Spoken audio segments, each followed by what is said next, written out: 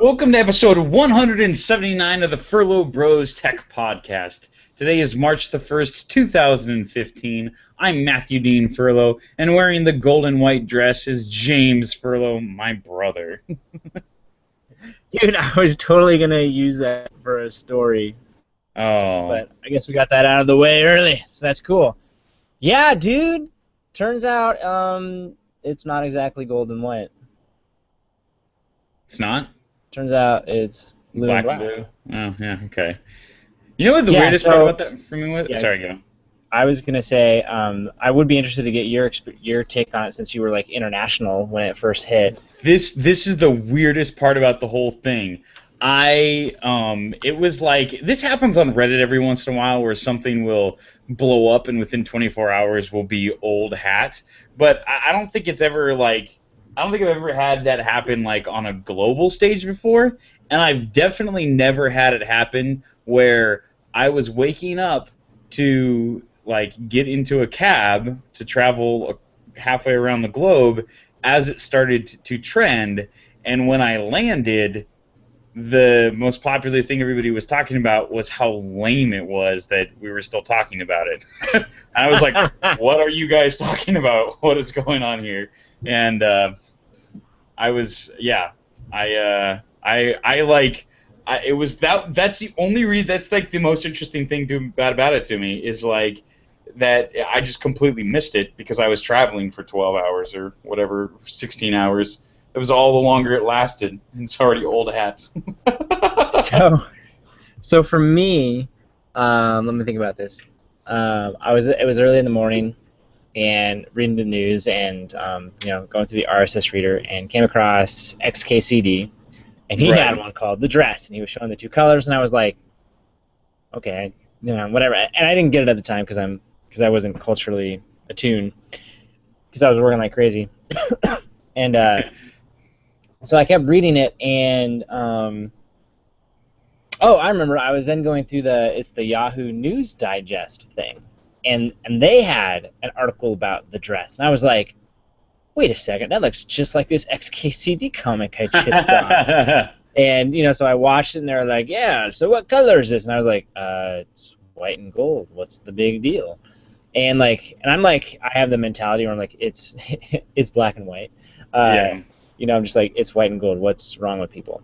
And so then I'm trying to remember what led to it, but I decided like this is interesting, I want to see a story on it, and so I did a Google search on The Dress, and of course hundreds of stuff, but BuzzFeed was one of the top ones, which I guess they were the ones who like initially made it popular. Well, they reposted a Tumblr account, and that's when it started. That's right. Yeah, and so that's what I saw. So they recapped the whole argument because by now I'm like, okay, this appears to be a thing. I should probably learn about it. And so it shows a picture of the white and gold dress at the top, and all the comments were like, what the heck, it's different colors, and then arguing back and forth, and I'm like, what are they talking about? It's one color. And then it gets to the end of the article, and they're like, oh yeah, P.S., they took another photo of this dress at the wedding itself. Here it is. And I'm looking at it like, wow, that is clearly blue and black. I mean, like, dark blue and black. The design looks the same, but that looks nothing like the picture up top. And so I scroll to the top. It looks blue and black to me. And that's where I went, what the heck is going on? I verbally said that, and Jesse, who was asleep, was like, what's wrong? and I was like, you have to see this. Get up right now. And yeah, it was pretty funny. And so I showed her, and she was like, what's the big deal? And then I was like, no, check it out. And, so I had her go through that article with me, and then she flipped back up to the top, and it changed. She was like, wait, did they, change the picture or something? I'm like, no, that's the way it is. And so that was so for me. I totally fell for the optical illusion of it, and it's like once you know about it, like okay, just massively overexposed, and you figure out how it works. But man, what a that Yeah. meme will live forever. I love it. Yeah. Well, yeah, yeah. I mean, it's fascinating. And like I said, I still think the most fascinating part about it isn't necessarily the nature of the optical illusion. It's the short attention span of the globally connected internet. Right. Of like it was old hat, and I mean it was amazing. Sony? They had a commercial where they have a controller that one of their new controllers for the PlayStation 4 is blue and black in color. And their tweet was it was a picture of the controller and said, "We now have a controller available in gold and white." Nice. Nice. And it was amazing how many people jumped on the bandwagon in the appropriate time frame to still be relevant. But because man, relevancy is over in a nanosecond. Well, I read another article afterwards about it on TechCrunch, and they were, kind of like you. They were like, "Oh my gosh, this is ridiculous," and they're like, with a 4 minutes of like an internet search, you could very quickly find out the color of the dress, and I was like, really, I wouldn't know how to do that, but fine, whatever. Yeah. I'll assume that somehow they know how to search for dress type, and I won't worry about it. But what I thought what was interesting about it, or they said like one of the reasons why this thing took off is they're like it's kind of innocuous, like big deal, it's a dress, you're not offending anybody, there's nothing political involved, there's nothing religious, it's none of the hot topics, it's a picture of a dress, but yet it like clearly there's this optical illusion on people that creates conflict, and like so it's a safe conflict, it's like arguing about the weather kind of conflict, and so everyone feels okay with chiming in and saying what they think because there's, what I mean, no one's going to make fun of you or think down upon you because of your opinion, Yeah. so that's one of the reasons why it just went as fast as it did, as broad as it did, because it was a safe thing to have conflict over. Yeah. Yeah. Yeah. That makes sense. We don't talk about things that matter, but we talk about the color of a dress.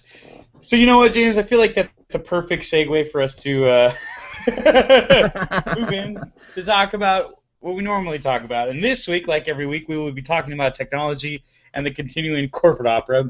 And by that, I mean the soap opera of corporations, dealings back and forth, the people working for them, their marketing campaigns, and, of course, the technology they're developing.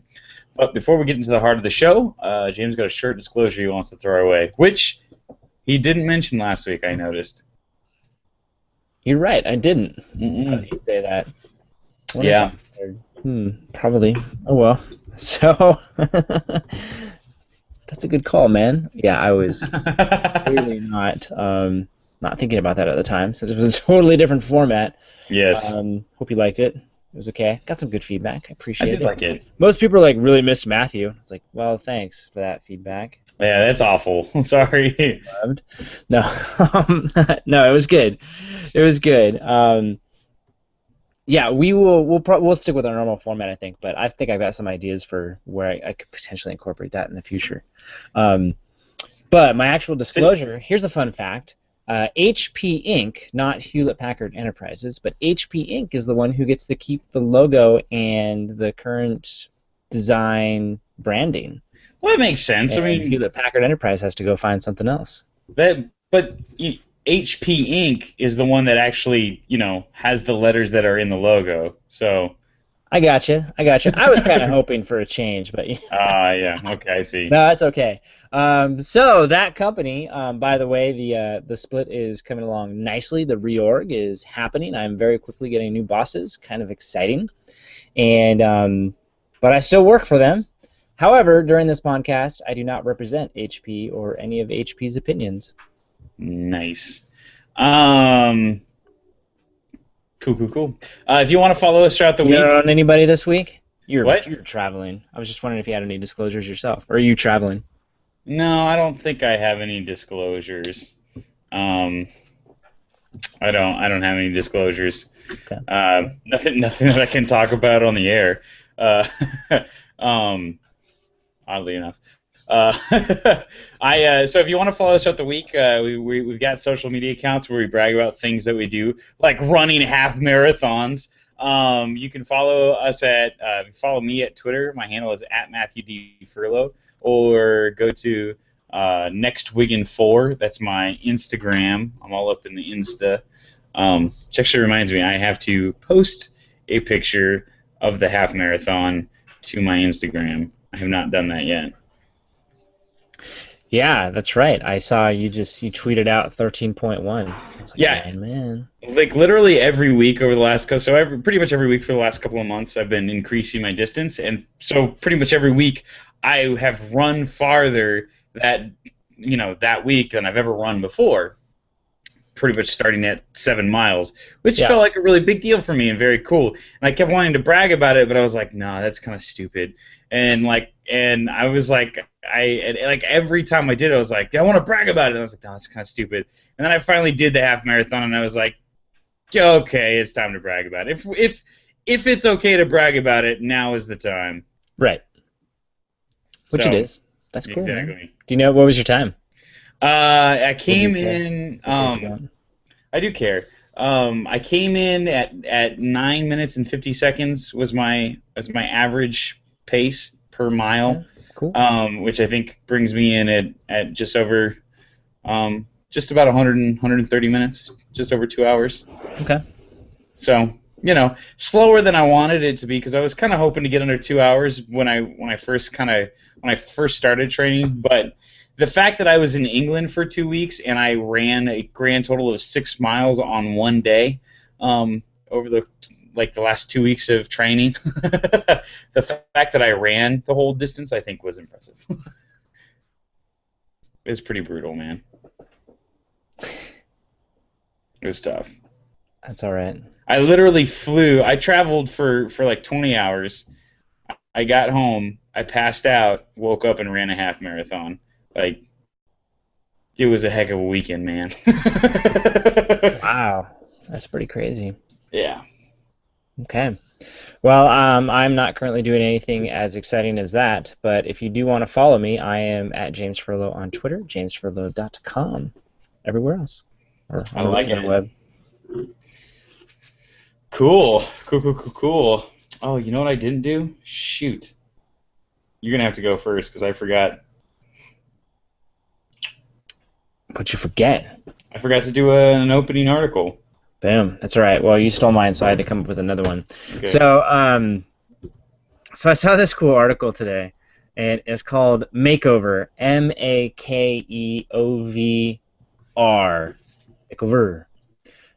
It's a super cool app. I believe it's iOS only, but that's okay. It's the only market that matters. Yeah, if you think about it. From a revenue standpoint, pretty much, yeah. Yeah, really? Jeez Louise. So you go to Maker, again, drop the second E, .io on your phone, and what you do is you upload an image or use one of the images that they have, and then what they tell you to do is like, okay, we got the picture. And then they'll say, now set that picture as your background screen, and you zoom it like as far out as it'll go. Okay, so it takes the whole thing, and they tell you to turn off the perspective, the shifty thing, and Yeah. then what they'll say is okay, where do you want an icon? And so you'll tap and hold in that area, and they've kind of cut out individual pictures from the one that you uploaded. So then you save it as like a web page and leave off the title, and essentially it becomes an app, holder that is the picture of that part of the wallpaper. So you can essentially create. Yeah. Okay. Bottom line, because I'm confused. Okay, so so you can create blank spaces. So you could have your wallpaper. Okay. And you could say like, oh, I don't actually want an icon for my. Oh. Yeah, see, and Android doesn't need this because I think you can put icons wherever you want. You don't have to, you're not forced into the grid, Right. which will be very quickly to be pointed out to us. Uh, and so yeah, so you could, instead of having an app there, it's a web app, and it just so happens that the picture of the icon is whatever that picture of the wallpaper is in Wow, that that exact is spot. super complicated. True. So the upside of it is what you can do. Like they have an example of a Mario Bros background that has like a cloud and Mario on it, and it looks like he's running up a set of icon stairs, like in the original Mario, and that's because it does have icons on the screen, but they're done in such a way that that you can't see them because they match perfectly the background. One of those Right. photo hacking things. And Makeover does it all for you. If you go to the website, again, it's makeovr.io. They walk you through the tutorial of like, They should. here's how this They works. do they have good examples of them that I can just like? Yeah, and they got a video too. Okay, all right. I want a fresh background. Tap, swipe, and find a background. Come on.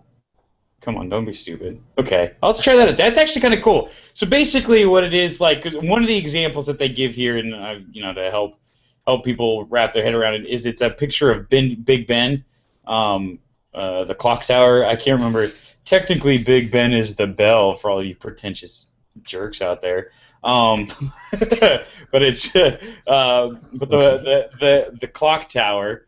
Um, uh, yeah, it's the clock tower, and you could put the clock app over the clock tower and have that be like your homepage. So it's just the clock, and it actually updates in real time, and it looks kind of cool. Uh, huh. Interesting. Interessante. Yeah, kind of a, like I said, just kind of a fun little app that you could do with your home screen if you wanted. Yeah, I like it. I'll have to check that out. It does kind of make you wonder, like in iOS 9 or whatever, which it sounds like it won't be in this case. Like, will they ever give you the option, like Android, to put your apps wherever you want, like Will on a they desktop ever on your? will they ever finally catch up, you mean? Yeah, yeah, exactly. Yeah. Um, No. yeah. No. Not with everything. So yeah, interesting. So I wanted to bring this back up. I realize this is a week old, but it's driving me crazy, and I just want to bring it up quickly, just talk about it, get my thoughts out here. I still do not think they're going to build a car. Really? Yes. After last week, you're still not sure. I'm still not sure. I keep going I'm back and pretty forth. sure I have audio of you saying you think I they're know. going to do it. I know. Well, I just said I think they're seriously looking into it, and I think they're going to decide not to. Okay, why? Just a gut, dude. It's just a gut. I don't have any particular evidence to or for. I think obviously they're really seriously looking into it, but I think there's two different roadmaps for this project of theirs. One is to design this really brilliant car, and that is sort of like a concept vehicle that allows them to roadmap what they think the future of the technology is and figure out how to sell that technology to other automakers, and become part of everybody else's lineup. Basically, take what they're doing with CarPlay and turn it into an entire inside of a car. And as they try to just conceptualize, that is definitely one big part of what they're doing. And then the other branch of the roadmap is to make a full-featured car and manufacture it and sell it. And whether that means teaming up with other companies like Toyota or doing it themselves. I'm not sure what that looks like exactly, but I know that one of the things that they're going to want to do for sure is to take what they're doing with CarPlay and turn it into a much bigger paradigm of technology, as a major driver. But I just want people are so dumb. I hate listening to pundits. I hate listening to analysts, and just, oh my gosh. Okay, I'm gonna just read for you the note that I wrote down. And then I might expand on it a little bit. But it is truly amazing to me how uninsightful people are about cars, the auto industry, and Apple. I'm sick of it. The car will have no battery breakthrough. That's one big thing everybody talks about. It's got to have a battery breakthrough. It won't. It just won't. It'll just be. It won't be a fuel cell. It will be one of two things. Basically, it'll be if they're building their full-featured car. It'll have a Tesla drivetrain equivalent, if not the Tesla drivetrain itself, because as you know, Tesla's opened up all their patents. There's no reason for them to not just go, we're gonna take exactly what they're doing, maybe improve it a little bit. It will be like the same though, full electric, or it'll be some sort of a hybrid, in the vein of the what's it called?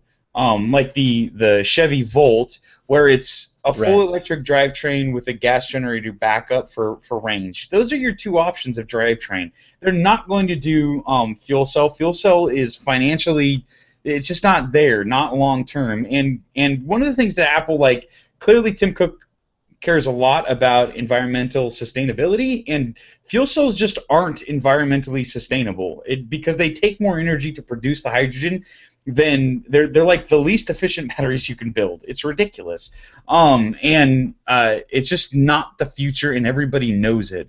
Who's really paying attention? Fuel cells have huge benefits in areas outside of cars.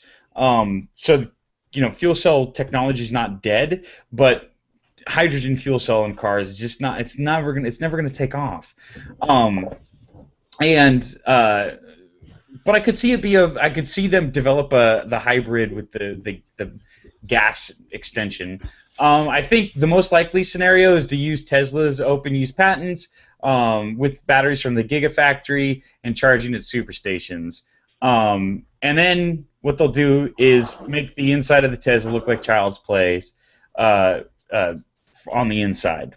They'll basically make a and it's funny because people talk about, like, what does Apple need to do in order to sell a bunch of cars? It's got to have a great battery breakthrough, and it's got to work seamlessly with my iPhone and iPod. And I think, like, what people really, like, fail to understand is how bad cars are, really. And, like, even your most beautiful, like, wonderful cars have some major shortcomings, and it is really easy to make. Like, it's really easy to imagine a industrial designer to come in, like, you know, like the guys that are working for Apple and kind of run Apple, and making a really beautiful car. And one of the things that, like, they don't get credit for is, you know, that whole ease of use thing, thinking through how people use their devices, how they use their operating system, and limiting the number of functions and the number of cool things that it can do in order to simplify it and make it just really easy. I mean, like, they'll just take the Apple mentality and they'll bring it to cars. And there's a certain number of people that are going to think it's the greatest thing that has ever been invented, ever, as far as cars go, because it's perfect for them. And then there's going to be a lot of people that say, well, I can't believe they wouldn't let you do X, Y, and Z, because if they'd only do that, it would be awesome. I mean, it's going to be, like, literally the same thing that they would do, and it'll look beautiful. Like, it'll just look like a beautiful car. It'll be a cool design. That's what the concept car that they're never going to sell is going to look like. Everybody's going to sit there and go, I wish I had a car that looked like that. And because it's, you know, they're just good at that sort of thing. That's what their talent is. And I sit there and I look back at this and I just, man, I really think it really bothers me that people are so disconnected from Apple that they don't get, like, what they love about cars is making beautiful cars.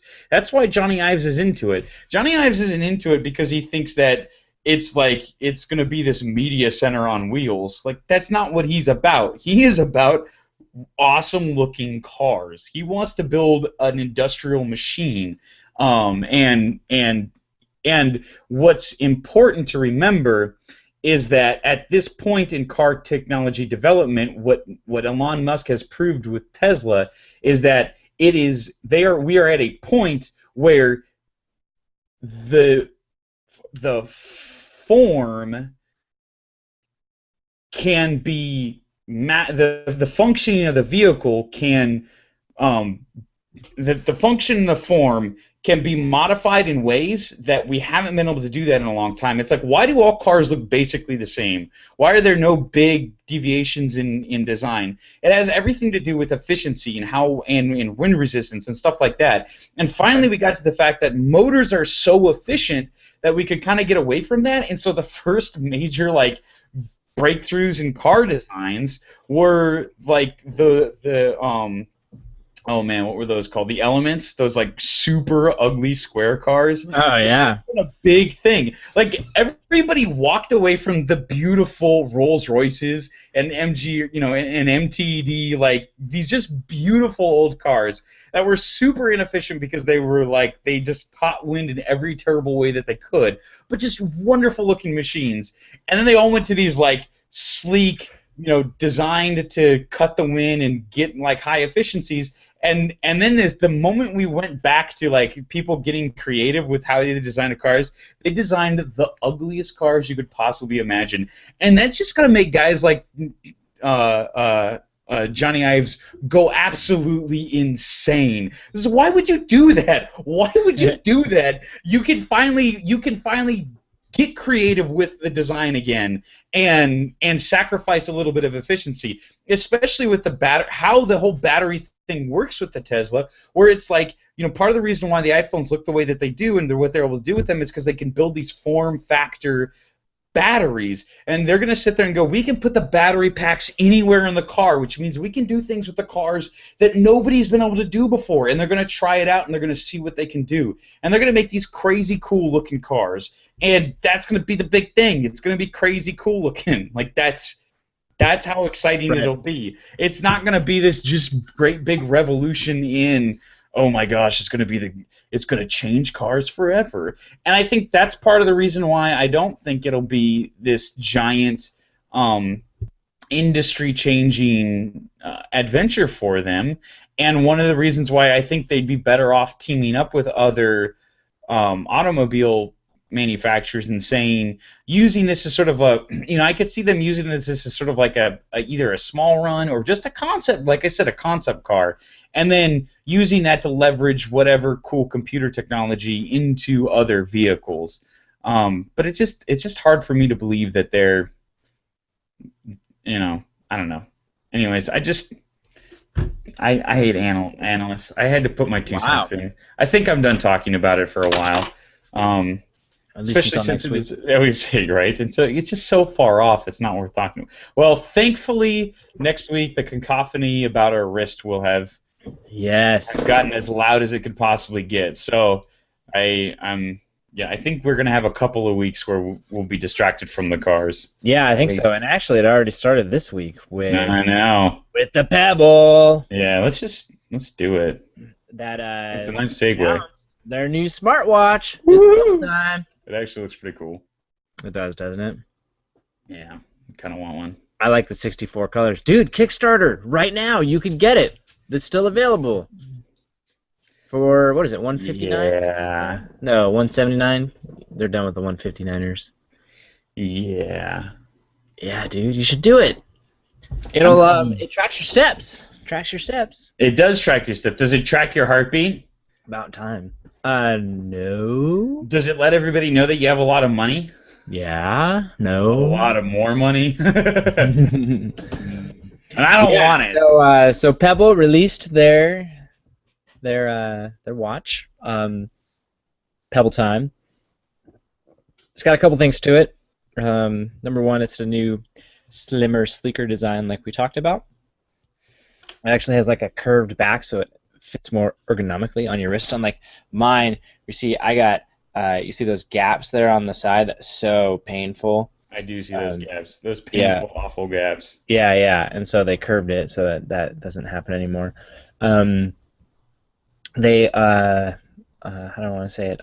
They actually designed the straps to come off pretty quickly, and so you could put on another set of straps that might have a heartbeat tracker, heart monitor on it, because it has the ability to have sensors connected in the straps that connect to the watch somehow. The big thing is it's got a color e-ink display to it. 64 colors. That is a whole lot of colors. Yeah, and they were saying that That the actually is colors a whole lot of themselves, colors. it's plenty. Um, they were saying that the colors themselves were fairly playful, and so it led them to rethink about the interface in a playful way. And they were trying to think about a metaphor for the new operating system, and they went with time, and more specifically timelines. And so your default is like, here's what's happening right now. Then if you scroll down, it tells you here's what's coming up, and then if you scroll up, it'll tell you here's what you missed. And so that's kind of they still have opportunities for apps and stuff, and you can go directly into the apps. But they were saying that they're getting away from the apps and more onto the notification side of things. So, like, that's primarily what people use it for. It does have a microphone in it, so you can respond fairly quickly and send commands to the watch, therefore then your phone. It still has a 7-day battery life. That is pretty compelling. Always on. No flicking your wrist to find out what time it is. Does look cool. It looks very cool. I gotta hand it to him. I mean, I don't think it's gonna sell as many as the Apple Watch personally. Of course. But you know, they're selling a lot of them, and they look cool. They definitely look cool. And the 7-day battery life is pretty compelling. I gotta give it to them, man. It's you know, and the color e-ink screen looks nice. Like you know, it's not shabby. They're getting done what they need to get done. And it will be very interesting to see this device going toe-to-toe against the Apple Watch. Obviously, Apple has got some other things going for them, like massive global reach, an enormous marketing machine, synergies with cross-platform technologies.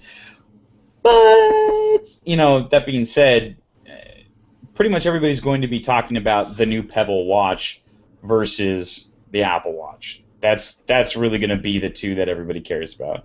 Yeah, it's kind of like Android Wear. Yeah, exactly. And maybe it's more like Android Wear spelled WHERE. Yeah, all punny. Which I don't know. I mean, I think that should be our title. Some interviews with them, and they were like, do you think there's room for a third horse? And he was like, yeah, I totally do. And like, well, okay. But it's very interesting that he's like, yeah, we're horse number 3. That's fine. Yeah. Well, I mean, from a numbers game, it's pretty hard to deny. Well, right now, I would say they're horse number 1, in my opinion, just based on raw sales. Yeah, I guess. You think Android Wear has outsold them? I would not be. Maybe as an aggregate total. Oh yeah, perhaps? I'm not sure there's a single watch that has outsold the Pebble, but you never count. Android's always gotten away with clumping all operating systems as though it's one phone. Right. So why wouldn't they do that with their watches? And I think you'd be hard pressed to say that. I would be very surprised if they haven't sold more. Than I know the Moto Pebble. 360 is fairly popular, but yeah, that's the only one that has actually been highly accepted. I guess Samsung's done all right, and the other thing to remember is that they're a global market, whereas the Pebble's a much smaller market. I mean, that's the biggest thing is people in Asia are buying Samsung smartwatches, and that's gonna boost their sales a lot. I think I think the reality of it is that Android Wear is probably going to sell better than everything else, just in general. I mean, they just got the leg room for it and the headroom, I guess is the proper phrase. And I it's funny at this point. It is an interesting strategy to go with your own operating system when it is so clearly both Apple and Google are locking down the phone operating system and its ability to communicate with third-party wrist devices in the way that they're doing it in order to lock you into their operating system. Apple Apple's not making it easy for Android phones to connect with um, the they're Apple's not making it easy for iOS to work with Android Wear, and Google's not going to go out of their way to make Apple Watches work with work with Android, even if they could. And so I feel like I don't know. It's an interesting strategy that they're going with. I understand why they're doing it. They don't really have much of another choice. It's like, what are you going to do? Seed all of your. It's the differentiating factor for them. It's what gives them. It's what makes them special is that they've got this whole other platform. But I think you're going to quickly see where Apple and Google are going to iterate and build on the platforms and make them much more capable devices that fit a lot of different niches. You'll find that the Pebble will struggle to keep up with that because it's limited in what it can actually do. As it's like the whole idea is like, for example, one of the reasons why Apple Watch apps are going to be as powerful as they are is because the app doesn't live on the watch. It lives on the phone. It's just a remote interface for your different apps. Whereas with the apps on Pebble, they actually have to run as apps on the Pebble, which means that there's a huge limitation to horsepower there. And so that I think that more than anything is why they're going with, well, we're focusing on notifications because right. And that's what I was about to say. Was like they're really de-emphasizing the app side of things. So I don't know. We'll see how. It's one that Apple will probably do okay. Maybe not year one though. It may take a couple iterations for it to actually work. One of the statements that the CEO made, he's like, honestly, we've been doing this for a year now, and so we're already, we've been getting feedback and thinking about the next iteration and how to do things better, whereas everyone else, it's like they're still working off the original idea of here's how we think it could work. It's like, and so it's like, so we've got that, that advantage, at least right now. We'll talk again in a little over a year when Apple and Android have had a chance to also learn and update. Yeah. But I don't know. I think for now it'll compete pretty well. Like you said, it actually looks pretty cool. I think the price point's fairly compelling. It's a great starter watch, I think. And I like my Pebble. It's one of those where if I didn't already have one, it would be tough to say no to that. It looks cool. Yeah. It does look cool. Like I said, I mean, at this point, I'm so conflicted because if I hadn't decided on the Apple Watch a long time ago, I don't even know what I would be doing right now because there are a lot of cool devices out there. Well, yeah, there are a lot of cool devices out there. And this one's another really good one. It doesn't have a heart rate monitor, which I think is a major detractor for me. I still think I honestly think if I weren't getting the if the Apple Watch wasn't in the market, I'd be going for the Fitbit super cool one with the heart rate monitor because that's still the major compelling feature for me is the health tracking aspect of all of it, and that's something that Pebble didn't emphasize in this. They emphasized their color screen and their long battery life, which for a lot of people is, a big deal. But I think, I don't know. So what do you think about their decision to launch it on Kickstarter again? See, now this is another interesting dimension to the whole thing. By the way, they're up to 53,000 backers, and they're up to $11.8 million. Yeah, that's a lot of money, man. So 25 days still to go. Yeah. So obviously, the whole idea of a Kickstarter is that you will kickstart a project. You got a project, you got a good idea, you've put in the initial effort, and you want to get it going. So it's a way to get a big cash injection, and it was conceived as this like this alternative to going to VCs or angels in investors who are going to take a part of your company. Instead, we'll offer you something in exchange for your financial support of a bunch of different customers. In this case, it kind of works as a pre-order, and this has been very common for the tech devices. It goes for video games and art stuff too. It's basically you buy an album, you buy a game, you buy these different things, and we'll fund it. We've talked about this a lot over the last couple of years, whether it's devices like the Parallelo, which, and this is, I think, has been a common thing where it's sort of used as we're going to raise a bunch of money, but we're not going to raise enough to actually do everything. What we're going to do is we're going to use all this money to get the vast majority, we're going to get a good start on what we're doing, and we're going to use this interest in order to go to investors and then and get the rest of the money that we need to complete this project, and then we can start selling these things and paying back our investors and making more money. Has been one strategy that's been used on this. Another is the whole .com strategy, which was if you remember the guys that created was it Moot? Moot? No, not. It was the one website that you like to buy stuff from because it was funny. Woot? No. Was it Woot? What's the website? I can't remember all of a sudden. I'm completely blanking. They are pretty hilarious. That's the one though, where it was like funny. The whole thing was like it was like micro fast sales that got bought by Amazon. Yeah. Woot. Woot, not Moot. Flash sales. Woot. Flash sales, yeah, Woot. WOOT, like Woot. I just got something. There we go. So Woot, they came after all of their obligatory non-compete contracts had expired with Amazon. They started which is which was a Kickstarter project, and they basically were letting people buy advertising space as they raised money for this site. And the funny part about it was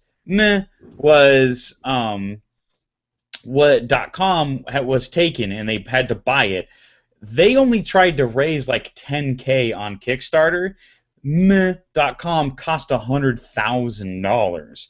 So, I mean, it was like laughable. Yeah, I mean, it was laughable. It was entirely an advertising campaign using Kickstarter to generate interest for .com, and it was like well done. And this is another one of those examples where this is just a straight up pre-order PR campaign. They have got huge financial backing. They have regular revenue. They've done all the engineering. All this is literally we're going to sell them at regular price. We're going to generate interest, and we're going to get people on board with this whole thing using Kickstarter. And Zach Braff did a similar deal when he made a movie, and he used Kickstarter to raise the funds to make the movie. And you're like, Zach Braff's worth enough money. Like, they raised like $2.5 million to make this movie. Zach Braff's worth like $20 million. Like, he could bankroll the whole thing out of his own pocket. Like, but they used it as a way to generate interest in stuff. And so the question that people seem to be asking is this an appropriate use of Kickstarter? Kickstarter, I think it's interesting from Kickstarter's perspective, because a few years ago they really seemed to try to say that's not what we want to be, and they set up a couple of policies that they have since actually taken back that were meant to sort of prohibit this sort of activity, actually. And then Indiegogo came along, and which they were like a no-hold-bar,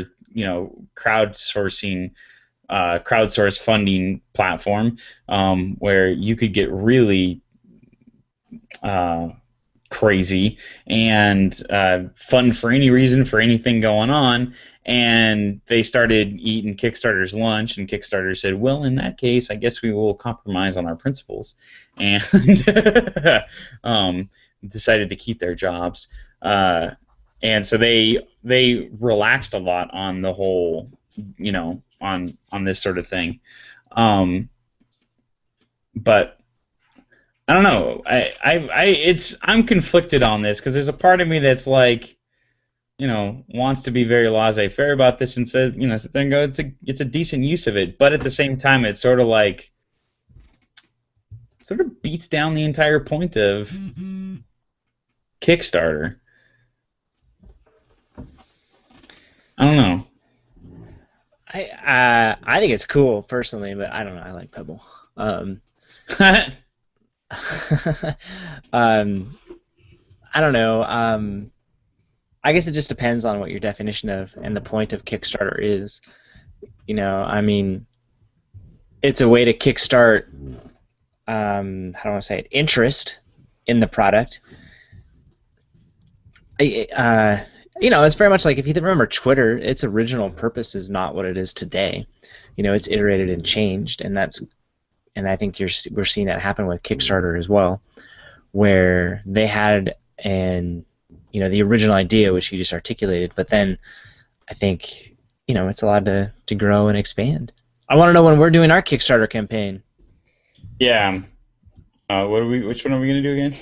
We're doing the Furlo Bros Live Vacation Fund. Well, yeah, I like where it. we will podcast live while on vacation. I like it. You know, they're also hiring. I could be an intern data scientist. I could do that. Yeah. Are they actually hiring? Located? Yeah. Actually, they have a whole swath of jobs. Nice. An Android developer? Could you do that? How about an awesome web developer? That's the title. I could do that. Bluetooth. Let's see here. Yeah, the only one I even semi-qualify for is the data scientist, which I totally qualify for. I'm overqualified, actually, but it's just an intern. Weird. If you cut, so at the bottom of the website, they have a little scissor animation that when you click on, it like trims across this dotted line at the bottom of the site. If you click on it enough, it deletes that entire bottom section and has you sign up for their email. It's kind of a lame. They're like, Eureka! You found our little secret, and then it asks you to sign up for their email. So that's really lame, guys. Like, that's the worst little secret ever. But it is kind of a cool little animation. That's weird. Yeah. All right. Well, we'll find out. Apple sent out the invites, so we'll see how they fare. Yeah. They'll be okay. They're not going anywhere. Did you say Apple is sending out the invites? They already did. Yeah. I know. So I wanted to. Well, I guess it's a good time to bring it up. Just a couple more weeks, man. I think I am going to be wearing my Apple Watch. If I can throw this out there. So they're sending out the invite. They sent out the invite up, man. for the 9th. Oh, so can you hear it? Okay, I'll put it away. They're sending the invites out for the 9th. This is when the thing is going to be, which means I think the watches will go on sale on the 12th, which means I think, if you get it like quick delivery, how many days do you think it takes to deliver them? If you get the first round. Oh, it's the day of. With the phones, if you order at midnight, you get it that day. What? Really? When they generally release it, you'll get it in the mail. Okay. You might have to work from home that day. I know. I'm ordering one right away. I've already decided. That's sweet. I can't wait to find out how much they're. I love you. That's so funny. Why? Oh, you're just like, I'm getting one. Done. Dude, I've wanted a heart tracker forever. I've been waiting for this. Like, I didn't get my iPhone 6, so I can, justify spending stupid money on this. Like, come on, it's time. It's time. It is. They got a 12-page ad out in Vogue for the Apple Watch. 12 page? 12 pages, like 12 continuous pages too. That's page after page of the watch. It's ridiculous. That is pretty ridiculous. They have too much money. I know, dude. That is pretty. That is about as much. That's like sinking a bottle of champagne. Is that the term? Is that what they call it? Sinking a champagne? Or is it actually good at, or is it just like, oh, jeez, I can't believe they did 12 pages of this? It's a little bit of, it's classy in the way, yeah, okay, so the term sinking is, sinking of champagne is the act of pouring out champagne in the sink. Sinking probably started in Sweden as, Gotcha. quote, a reaction to the ban of spraying champagne in many bars. And sinking is usually done by a person ordering 2 bottles of champagne and asking the bartender to pour out the sinking, in one of them. The term sinking, yeah. So I was reading this blog that was talking about spending and living uh,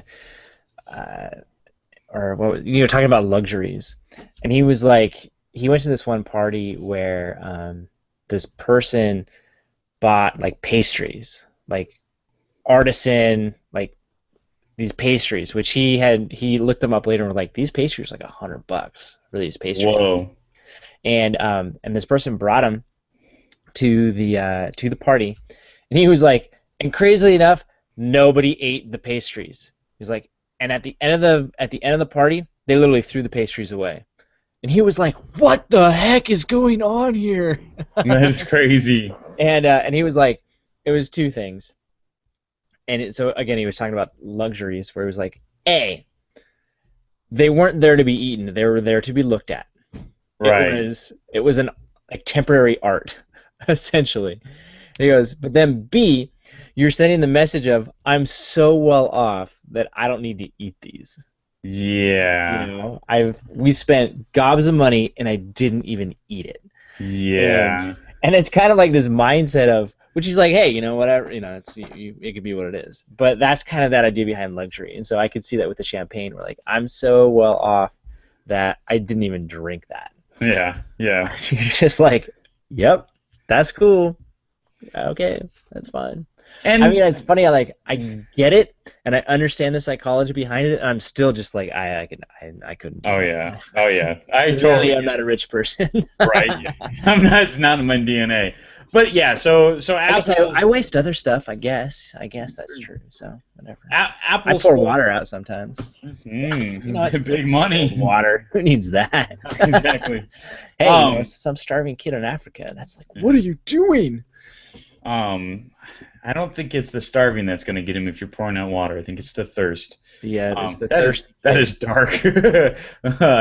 But yeah, so back to the thread of it. Apple's 12-page ad. It's a little bit of that. I mean, like a couple of the pages are just a picture of the face of the watch.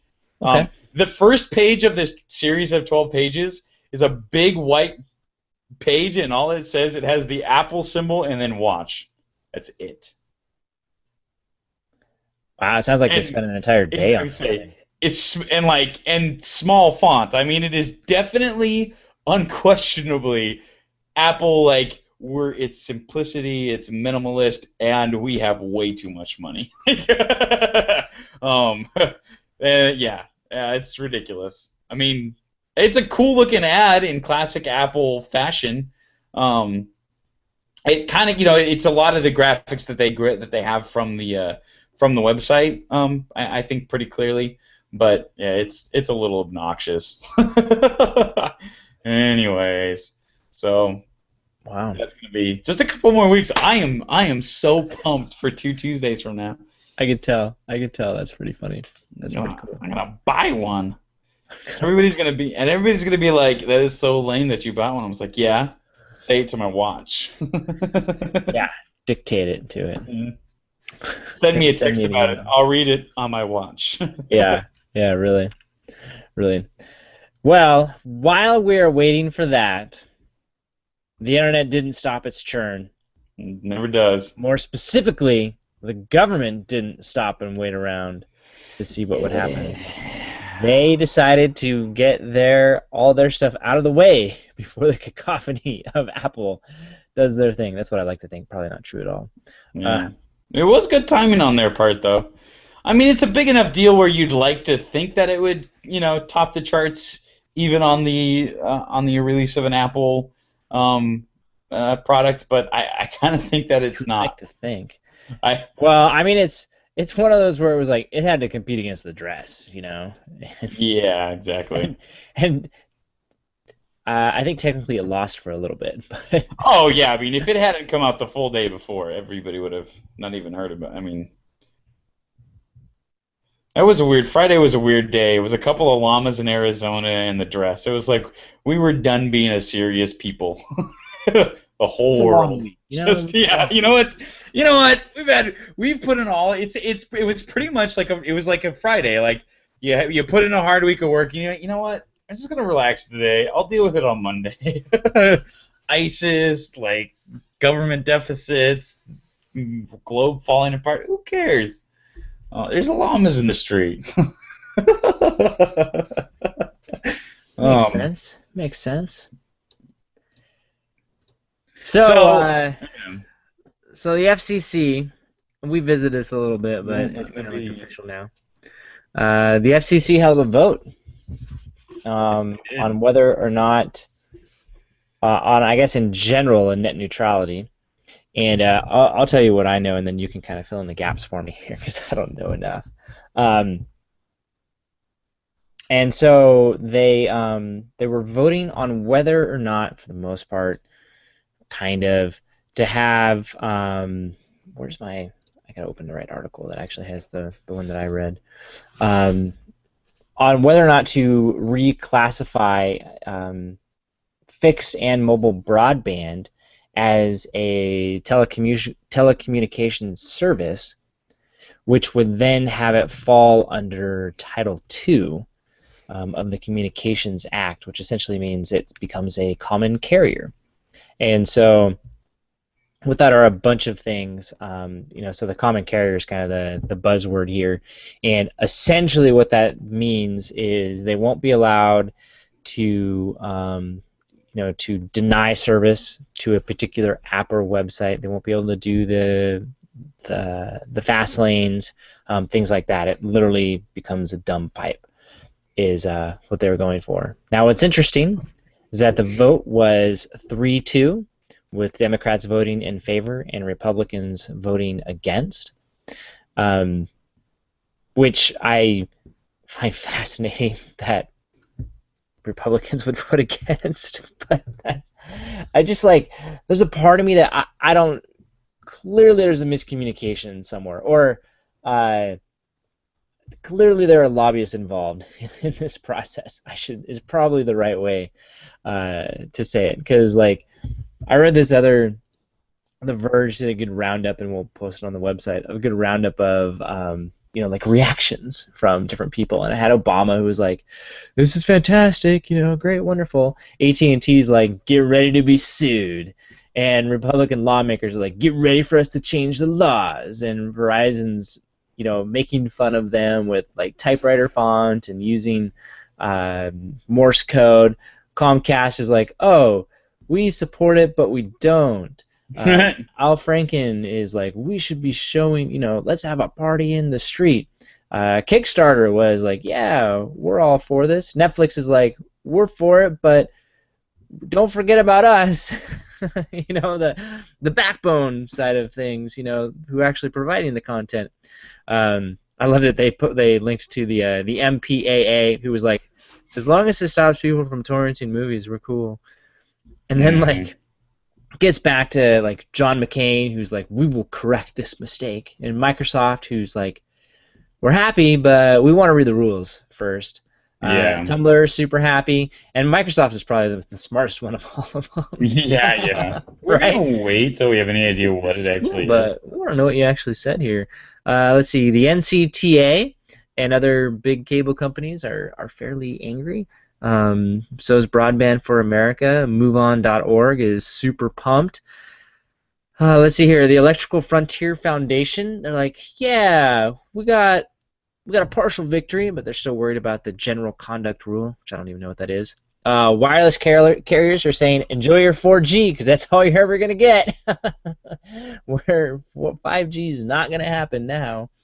Uh, let's see. The CEA thinks that using Title II was the wrong approach, and U.S. Telecom also believes that. And well, I guess the telecommunication industry in general, um, not a fan of it. So the people who it affects do not like it. Um, Tech companies, as a general rule, do. Democrats, as a general rule, love it. Republicans, as a general rule, hate it. Net neutrality. You know what the Not a term neutral decision at all. rent seeking means? Oh man, I think I should.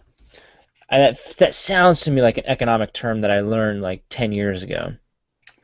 In economics, rent Right. seeking is spending wealth on political lobbying to increase one's share of existing wealth without creating wealth.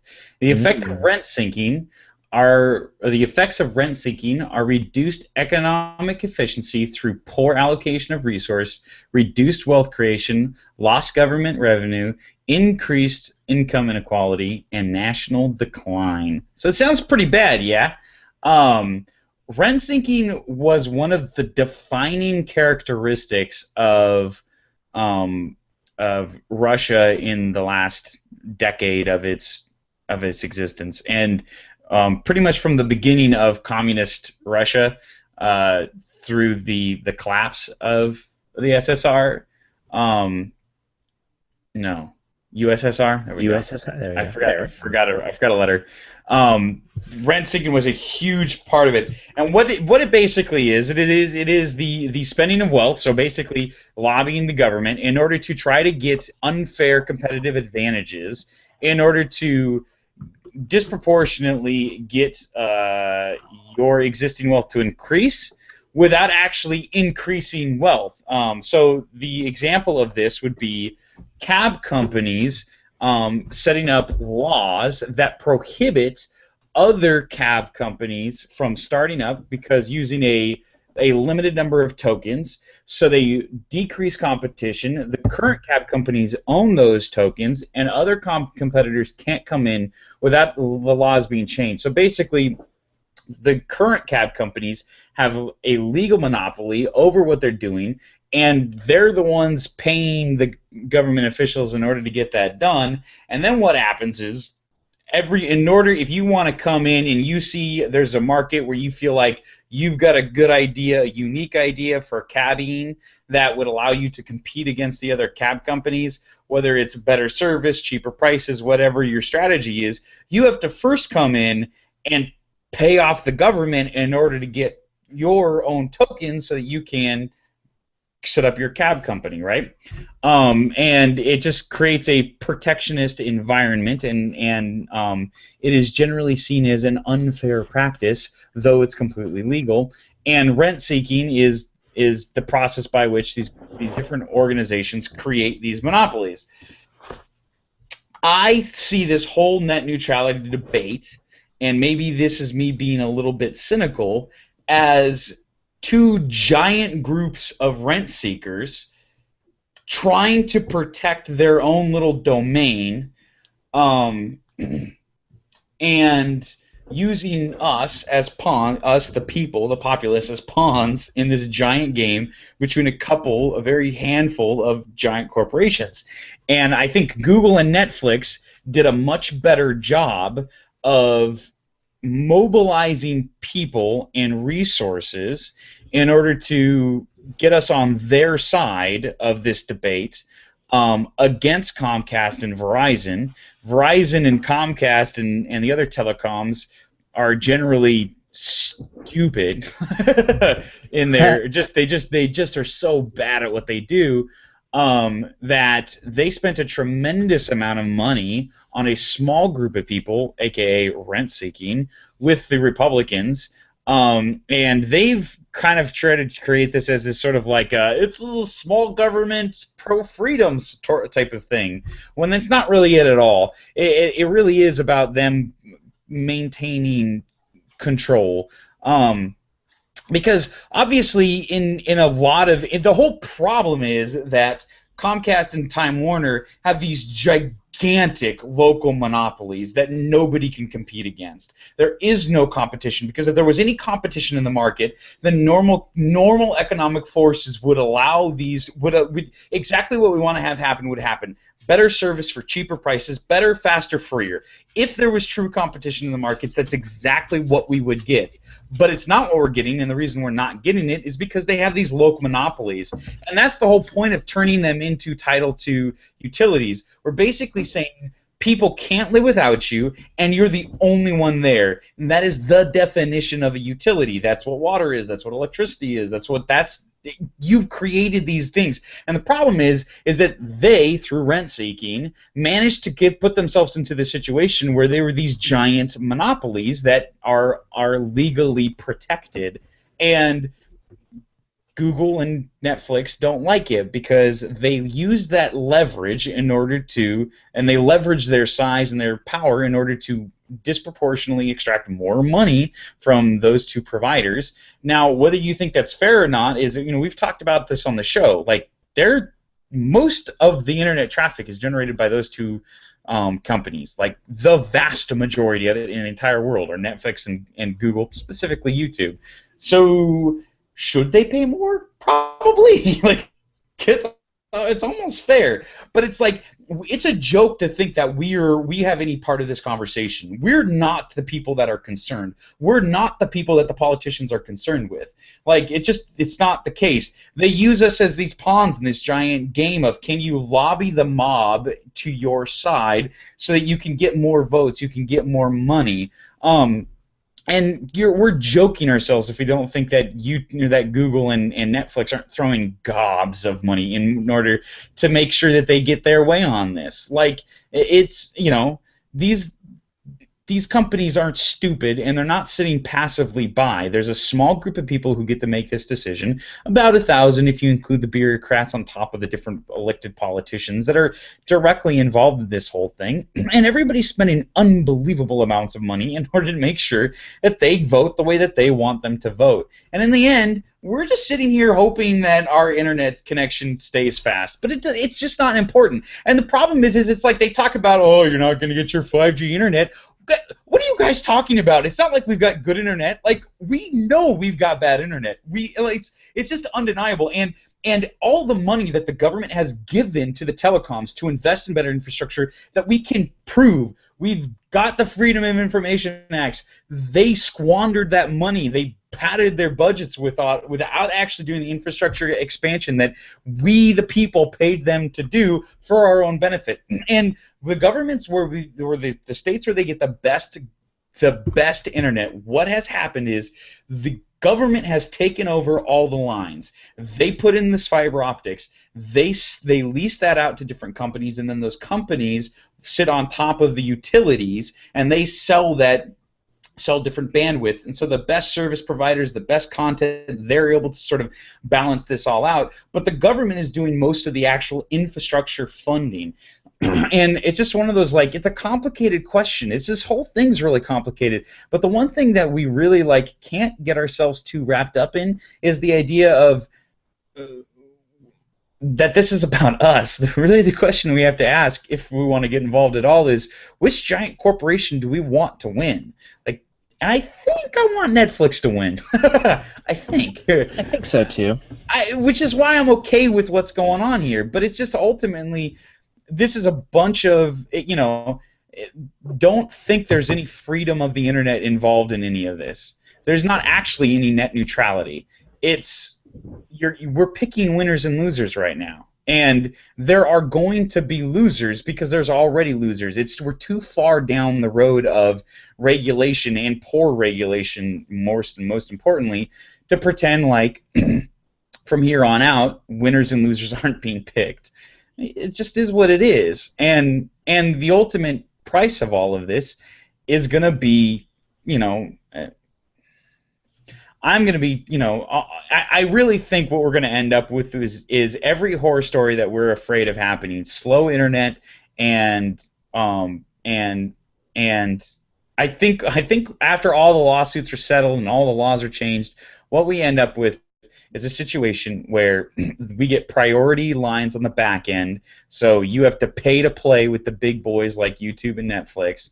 If you're a young startup, and we get slower internet because there's no incentive for the telecoms to invest in infrastructure.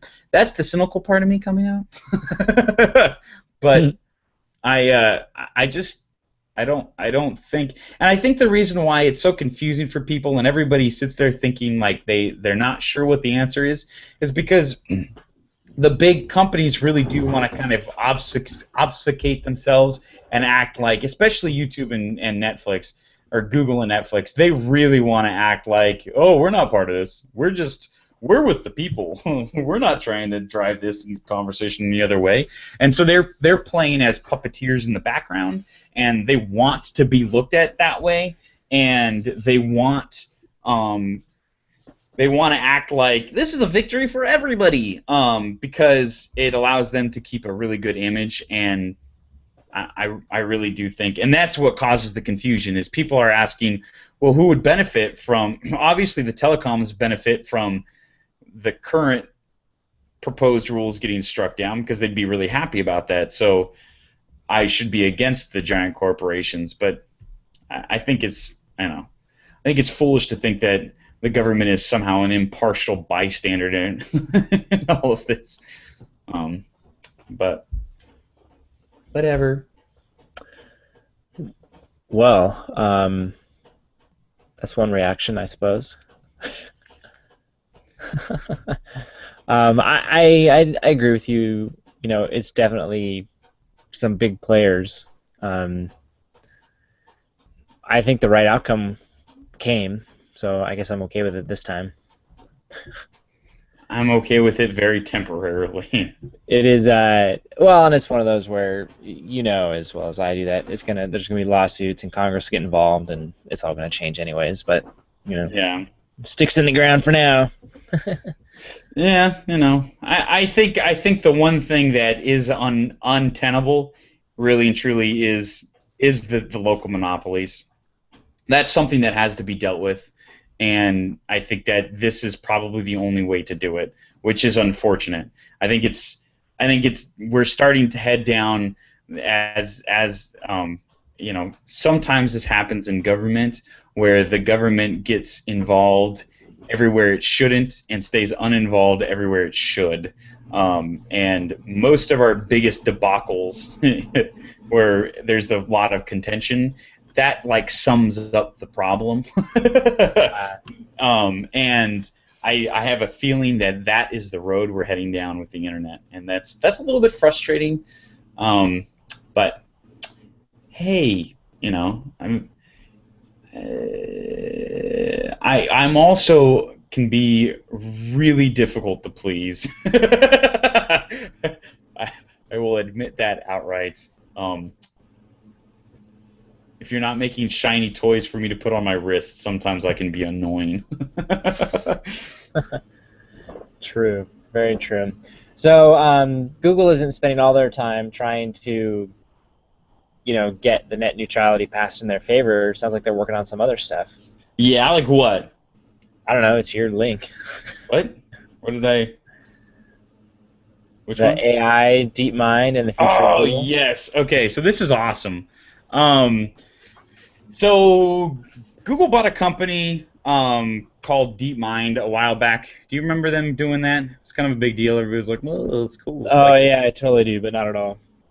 So, so Google bought this company called DeepMind, and which is reminiscent of Deep Blue, which was the computer that beat the one chess master Okay. at chess. And it was a big question of you know, when is the question they were asking was, when will a computer be, you know, intelligent?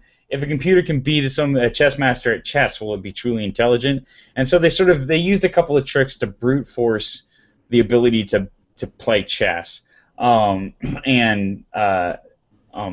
and did a pretty effective job at it. And obviously they won. But a lot of people came out and said, well, it's not truly intelligent. You just kind of came up with a very clever program for playing chess specifically. This is, you know, it doesn't do anything else, and it's not even fair because it doesn't even win all the time. But you know, we haven't stopped as a society trying to move forward, and Google bought a company specifically to work on that. And one of the first giant public demonstrations of what this thing is capable of happened this week, and it was pretty neat. They set it loose on video games, which is always a good place to put artificial intelligences. Definitely. What? Definitely. Yeah. So, which actually sent me down this rabbit hole of learning more about video game playing AIs, and which I'll talk about. Well, first we'll talk about DeepMind and what it's capable of. So basically, the idea is DeepMind has two of these foundational technologies. One idea is it's got this neural networked ability to sort of bring in sensory data, and then it also has this really cool learning algorithm. And so the application of this is basically this is what's going on. So you got a video game, let's say Breakout. It's got all sorts of data that it is outputting visually that gets put to the computer screen, and then we interpret what we're seeing on the computer screen. And then the whole point is trying to catch the ball before it hits and use the ball to hit the different bricks and raise your score up, right? And so basically what they would tell the AI is the one thing you have to tell the AI in order to get this whole thing off and running is tell it, what are you trying to do? What's a good outcome? What is a positive stimulus? And in this case, they basically said the score going up is a positive stimulus. Okay. Then what they did was they gave it the raw visual output. So just the location of the different pixels, and what color they were turning, and then let it start doing its magic. That's it. And they give it input abilities. It can control the little little bouncing thing back and forth. And so what happens is this neural networked ability to process data as it's coming in. What it starts to do is it starts to do edge finding, and it starts to look at the different pixels as they're coming in and bring them in as shapes. And so what it effectively is able to do is, as it messes with its different control input, it can start to understand that it is causing the little paddle to move back and forth. And then as the ball bounces off of it, it sees the results of this. And so what they did is they just play the game again and again and again. And at first, obviously, it doesn't do much except, let the ball fall off the paddle. But eventually, it realizes that if the ball hits the paddle and hits a brick, something positive happens. And so then the learning algorithm starts to really kick in.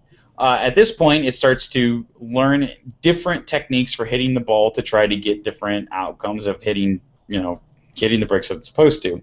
And they said it was really interesting watching it run through it again and again, game after game after game, because each time it tends to get a little bit better. And after a while, it was getting pretty good, to the effect of it was like on par with most really good human players.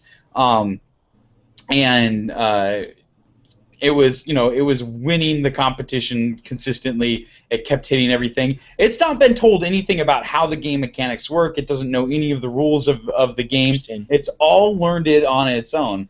And then as they let it go run even more, of course, at some point it starts doing stuff that people thought was impossible, where it was hitting balls into corner pockets and knocking out entire sections of the of the bricks with a single bounce that everybody was just like, that's impossible. How can it be doing this? Because it turns out it's just it's really really really good at finding solutions that other people can't. So this is cool. This is very cool. Gary Kasparov is the dude that Deep Blue beat at chess. So this is interesting. This is cool. This is the toy that Google bought. They tried it at a couple of different games. Breakout was the big one. Partly, I think everyone was excited about Breakout because it's the game that Steve Wozniak built with Steve Jobs. So there's just sort of this like weird like full circle thing going on. uh, and um, but they talk about the future of this whole platform because they tried it playing other like old Atari games, and it turns out it's great at doing this. Like, it's just very, very, very good um, at figuring out how to play video games, and you know, from raw sensory data and this learning algorithm and this whole machine learning. A deep neural network and a reinforcement learning algorithm is the technical terms. Um, so what do we do next? Where do we go next? Well, really and truly, what's next is they kind of want to get to the point where they can play uh, World of Warcraft. Wow. It's like the next, like that's one of their big plateaus that they'll be very excited about sharing. It's a much more complicated game because one of the things it's like it's very easy to define incentives in games like Breakout. You want the score to go up, and it's relatively straightforward for it to figure out this next. If I do this, my score goes up. If I do this, my score goes up more. And so there are things. It's very it just figures that out in a very quick way. Whereas things like Miss Pac-Man, that requires long-term playing or more sophisticated pathfinding. Um, uh, those games are much harder for it to beat at this point. So obviously those are kind of like your very near term, trying to figure out these different things that are more complicated in order to up your score. That's the next phase. But then when you get to the super complicated, like how do you actually define what is good, what is pleasurable, what is the game trying to do? and the tough part about this is it's like what they're trying to really get away from is it'd be pretty obviously there are NPCs in the World of Warcraft universe. There are computers that have been taught how to play World of Warcraft so that humans can interact with these things that exist on the server. So that's not the hard part. The hard part is creating these general purpose solutions. One computer that can play multiple video games that will learn the rules on their own. And there's also this other complication of a game that knows how to play Breakout should be great at Pong just instantly. Like people who learn how to play Pong generally are very good at Breakout right away because the same principles of the input-output relationship are there. It's just who you're playing against. DeepMind is not particularly good at that sort of thing. It definitely looks at Pong as a completely different scenario and has to relearn how to play it. Now, you play with it for a little bit and it gets unbelievably good and basically unbeatable, but it's a new thing that it has to learn. So sort of bringing those ideas together so that it can take what it already knows and apply it to new video games. It's funny, you and I have had this experience before where you're playing and somebody who didn't grow up playing video games will see you pick up a new video game, a racing game, and you roll over the forward arrows and hit the boost, and they go, "How did you know to do that?" And you're like, "I don't know. Arrows are boosters. Like it just it's how video games work. Like Right. you just know that." There are design languages that allow us to pick up video games and play them, and an AI needs to be able to take those in bigger, broader terms. And so getting to the ability to play Warcraft and other things in Star and Blizzard's entertainment catalog are important. But really what they want to get to and is they're basically saying in like the next 10 years we'd like to get to the point where we have the capabilities of a toddler, which is an interesting goal because a toddler, like there are things that toddlers can do. Like it would be very difficult for a toddler to be able to play Breakout. But there are things that a toddler can do that that are incredibly difficult for an AI to even pretend to do at this point.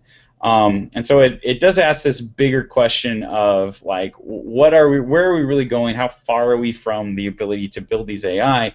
But what's cool about all of this is that eventually, and I mean, what's starting to get freaky is that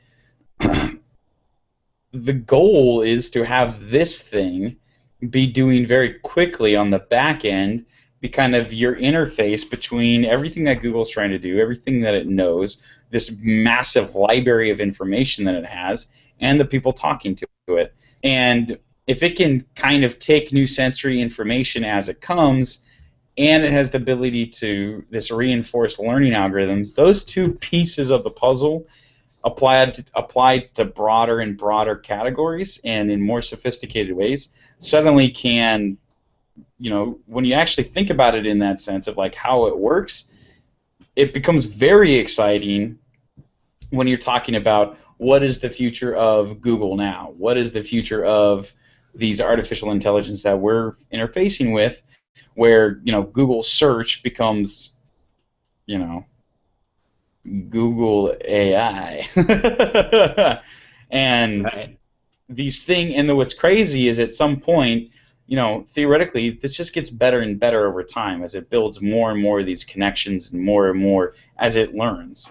And I don't know, it's pretty fascinating what they're trying to do. I'm going to give you just a little brief insight into the rest of this this journey into video game playing AI, though, because there's a lot of really sophisticated ones out there, and they're pretty cool. But this one that I really loved was this guy that he came up with a pretty clever solution to trying to figure out how to create these general solutions for video game playing, and it basically the computer is looking at RAM locations in order to like see different scores in order to get that positive feedback loop, and it was looking directly at the code, so it wasn't nearly as sophisticated as this one where it's just getting the raw output sensory. It was actually getting more of the it gets a more it's basically being told what to look for and then figure out how to win on its own. And so it shows it playing things like Mario, and one of the cool things that it figured out how to do was how to kill enemies from jumping below them. Whoa. Yeah. And he actually, the first time he saw it happen, he was like, what the heck was that? And he actually had to go back and take the recording and slow it down and look at it frame by frame. But basically, there's this deal where Mario, as he hits the apex of his climb and he starts to fall, at any point inside of the sprite of the enemy, if he's going down and then presses up and jumps, he'll kill the enemy and keep going up. And so what the computer had figured out how to do is to time its jumps perfectly, so it would be right at the apex of its fall, passing underneath it, but right before the collision detection detected that it needed to kill Mario, and then it would bounce off and kill the enemies. He's just like, it's crazy good at playing Mario. Wow. He said, and there was a couple of other things a couple of other games that he said that like it found these really clever solutions where it was just really good at playing the game. And actually there was and he said, but what's interesting is that similarly to DeepMind, there are limitations. There are some games where there's a much bigger concept that it has to come up with. It requires a longer game plan, and Tetris was one example. And Tetris, really? Tetris, yeah. Because Tetris it requires a lot of different planning, and he said the problem is that when a piece is stacked on top of a piece, you get more points than when it just lands on the ground. And so instead of doing like starting with instead of building it all across as it's supposed to, what it would do is it would drop down pieces as time was going, and it would just stack higher and higher. But what's really weird is the game wants the scores to go up, and it doesn't want to lose. Those are its two big criteria. And for some reason with Tetris, it figured out it could pause. And so there's this actual moment where you're watching it get higher and higher and higher, and then all of a sudden the last block hits, and the top of the screen is is filled up, and then it pauses, and he goes, yeah, he says. It was really strange seeing that because it took me a little while to figure out what it was doing. Then all of a sudden I realized, you know what it is? It doesn't want to lose, and it realizes if the moment it unpauses the game, it will automatically lose. So it rage quitted the playing Tetris. You're like, that is so crazy. Oh my gosh, it's so weird when they like, I just won't play, and boom, maximized. yeah, That's funny. it's fascinating seeing like learning about it's like the local maxima versus the absolute maxima, and yeah. how you deal with that. It's definitely a very interesting dilemma with the whole. What would be fascinating is if you could do a hybrid where it's like, I'm just thinking about that, and I get like the idea is you just let it go. But what if it was like you play a couple rounds and it watches you do it, Yeah. to see if how that would change it at all. If it's like, okay, we saw, you know what I mean? It's taking in the information just like normal, but you get to make the choices instead of it. And so you're literally like feeding it the right answer to begin with, and it may not even know that you are. It's just this is now fed into the data set. Well, yeah, and it's interesting. We talked about this before with the whole idea of how rankings in Super Smash Bros. Change over time. Over the course of a decade, right? Certain characters perform better on average in tournaments, and you're like, how is that even possible? Well, it's somebody finally figured out how to play the game, because it's and like you said, it's the local maxima versus the absolute, and it's the idea of like, for those of you who don't have any idea what we're talking about, if you're on a map with multiple peaks, how do you find the tallest peak? Well, one algorithm is to say, I'm going to take a step forward. If I go down, I'm going to take a different direction. If I go up, I'm going to keep going forward. And every time you turn, every time you go up, you keep going up, and eventually you'll find the highest local peak. Well, how do you know if that's the highest peak in general, if there's multiple peaks? Well, the only solution then is to test every point, and it becomes, unless you have a quantum computer, that becomes computationally impossible. So what you're doing is you're finding local peaks generally. And so these computers tend to be very good at is finding local peaks. It finds the best way to accomplish the goal using a particular strategy.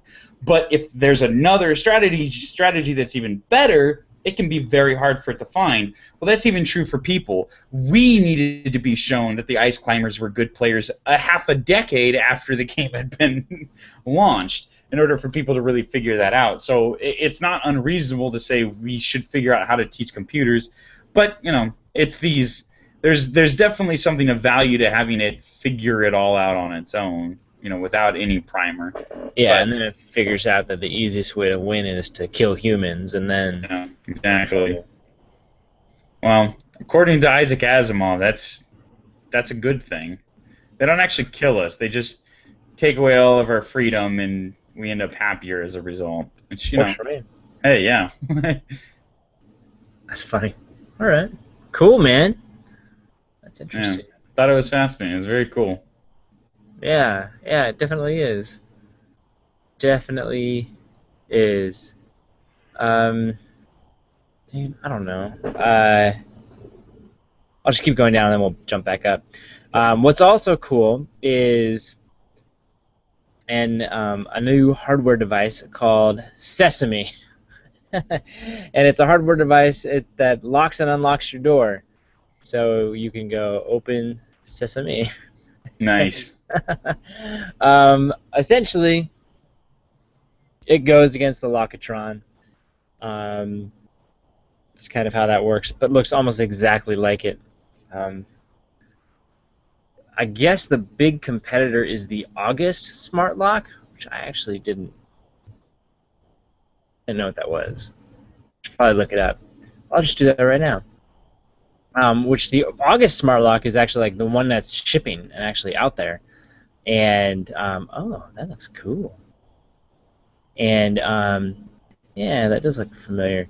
It's like $250, and always, it does what you would expect, right? Where you walk up to it, it connects to your phone via Bluetooth, and recognizes you and unlocks it. So the Sesame works almost the exact same way as the August Smart Lock and the Lockatron Bolt, where it's kind of cool. You can do like your own secret knock when you get to the door because it knows who you are. Nice. You can let people in selectively, either temporarily or forever. If you buy their little dongle that plugs into the wall, you can also connect it to Wi-Fi, and so you can get alerts anywhere in the world and unlock and unlock at any time from anywhere, which is cool. Let me think here. And it's significantly cheaper. It's like $189. That is significant. Yeah. Oh, but the Wi-Fi dongle is like $139. Oh, that is significant too. That is unreasonable. Yeah. That's Well, it's I one of got those where tax. it's like, yeah, I don't know. It's one of those where it's like, the Wi-Fi thing's cool. Yeah, I feel like that's a bit of a lost leader thing. You know, we're gonna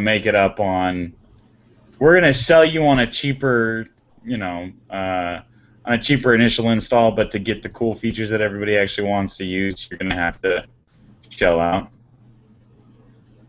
Yeah. Now, what is the Lockatron selling their stuff for now? I don't even know. It's been forever. They're still on like the pre-order for $99, which I'm fairly certain that's also just the main one. It doesn't. Yeah, here we go. Yeah, they have a bridge. Doesn't say how much the bridge is. Oh well.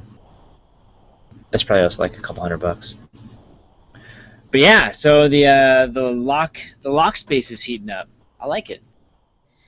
Yeah. Locks, as long as they all work with HomeKit, I'll be happy. Yeah, right. Yeah, which I'm guessing August does since it's on the. You can buy them at the Apple Store. Yeah. I feel like we still have time. Time will tell on a lot of that, but Yeah, we should get some updates in like 9 days. yeah, that's gonna be awesome. I'm so excited. Anyways, that's a quickie. I can't wait to get my smartwatch. So we were totally right. I just want to point this out. I want to say we predicted this. Definitely going to happen. They talked about it specifically because they talked about how it's being rumored that Google Plus is going to lose Photos and Hangouts. Yeah. They're going Splitsville. Well, there's now execs are mentioning that we're going to de-emphasize that as part of Google Plus and sort of focus on it separately. Nothing official yet, but that's definitely what's going to happen. Like, Yep.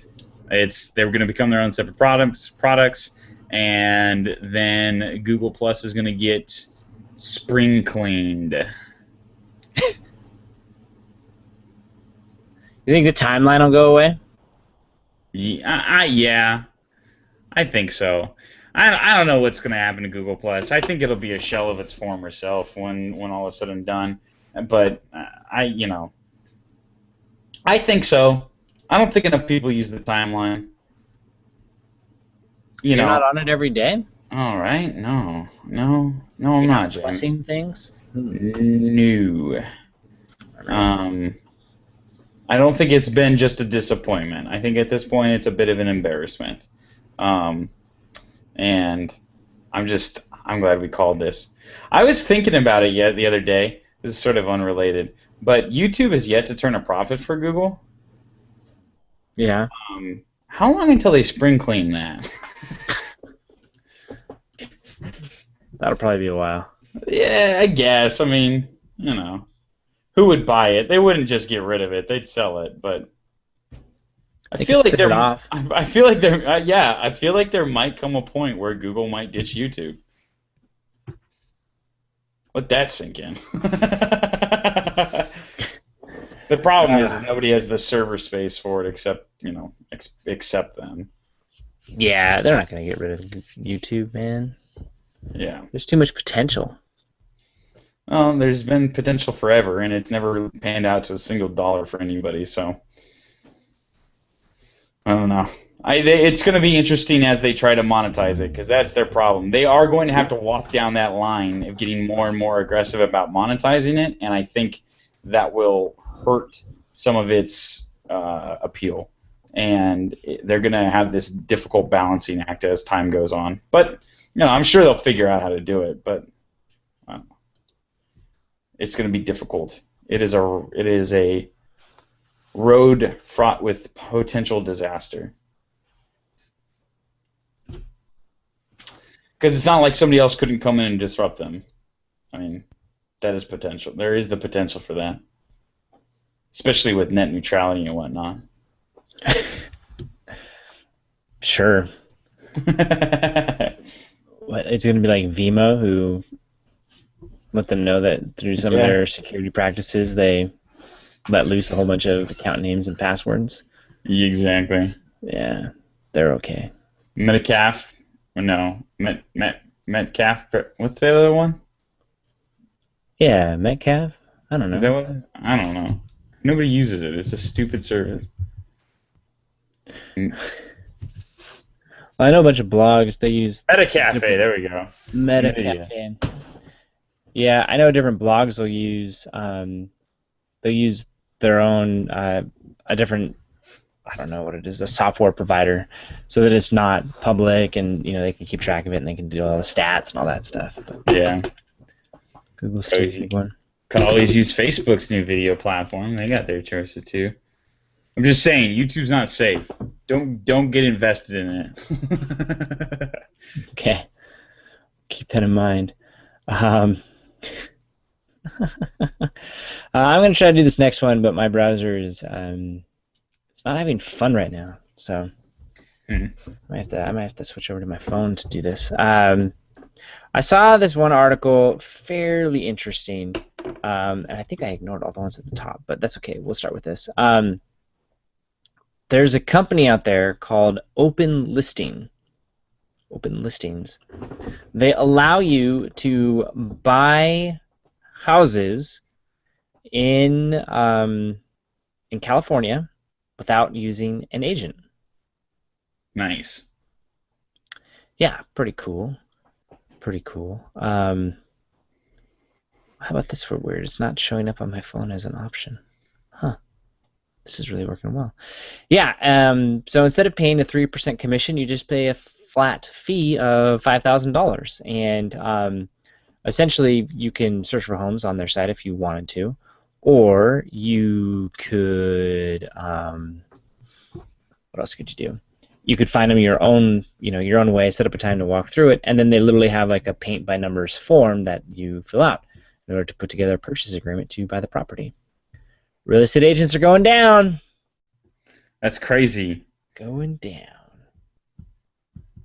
So, yeah. So if you would have to be, if the house was divided by 3. So if it was a $166,000 house, 3% of that would be $5,000. So if you're $170,000, it'd be cheaper the fees would be cheaper on that website. Yeah, obviously it's a place that was started in the Bay Area, because there are no houses that cost less than that. So it'll always make more sense. Nice. I like that.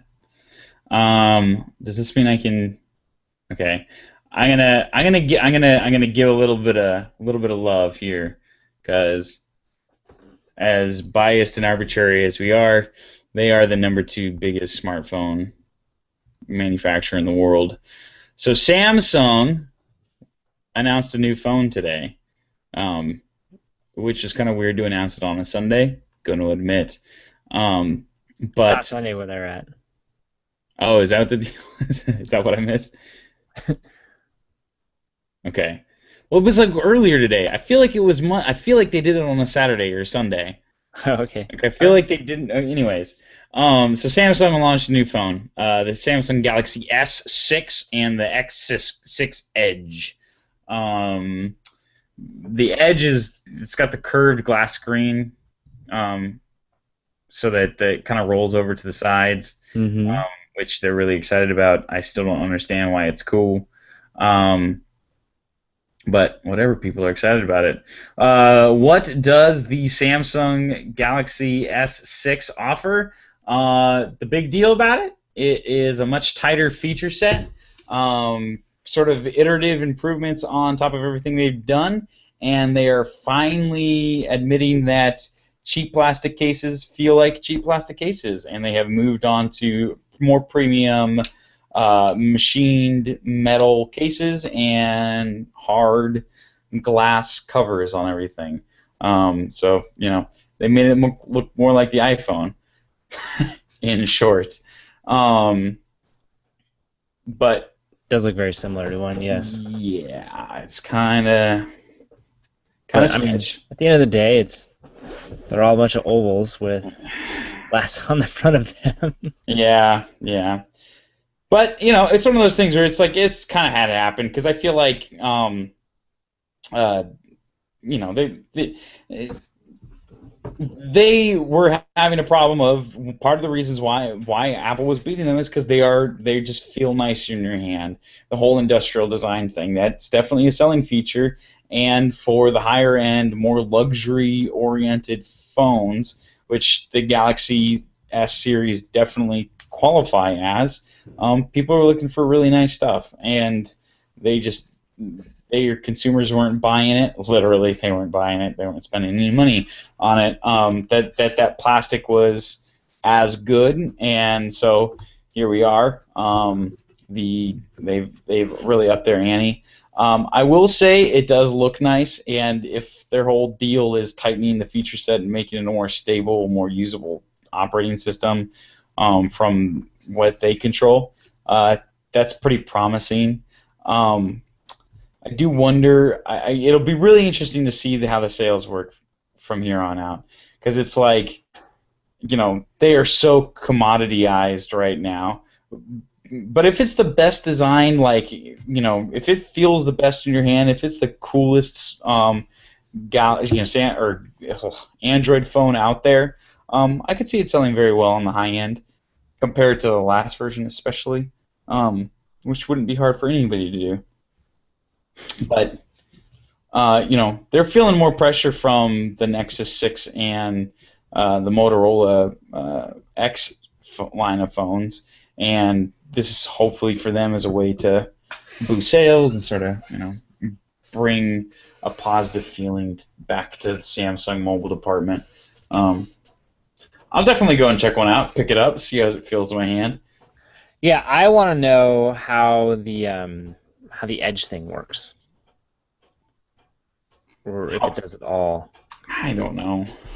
Like, do you do notifications there, or is that just for the fun of it? Yeah, so go play with them and let me know. Okay, I will. I definitely will. Yeah. Interesting. Sounds cool. Looks cool.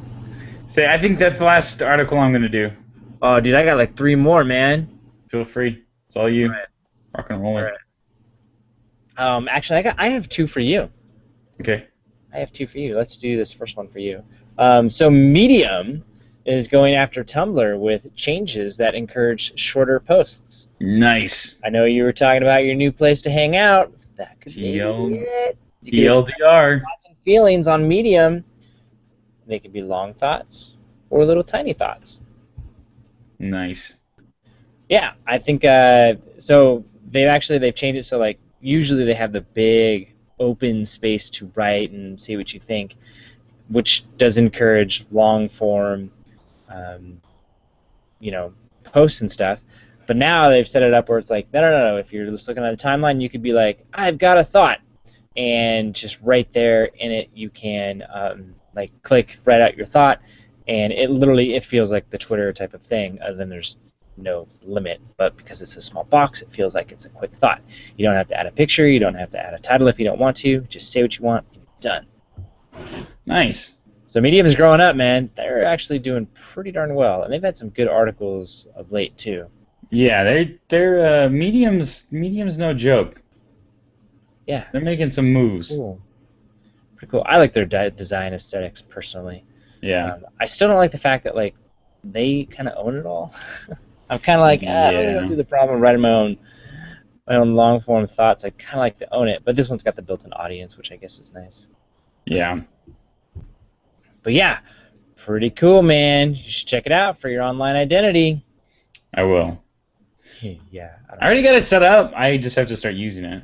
Ah, okay. I gotcha.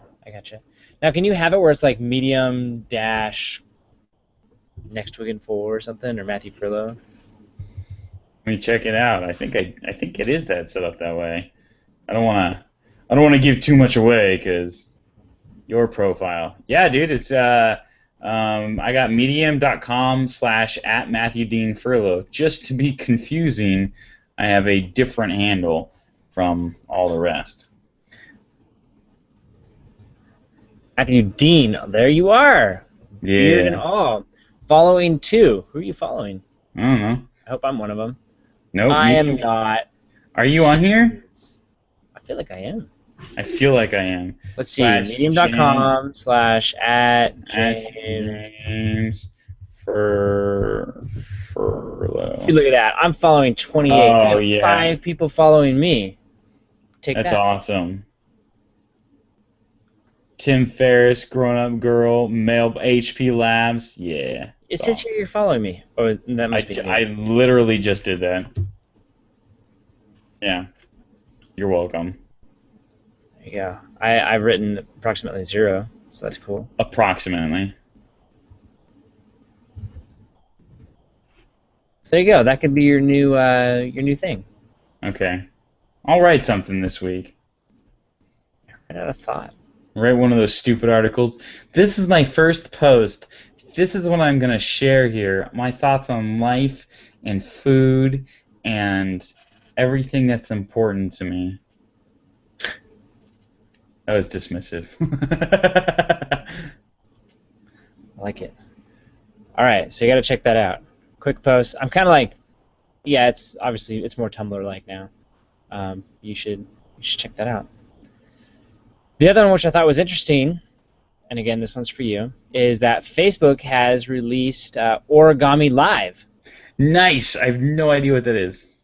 Yeah, so it's a free tool for designing interactive user interfaces. They use it at Facebook for their designs.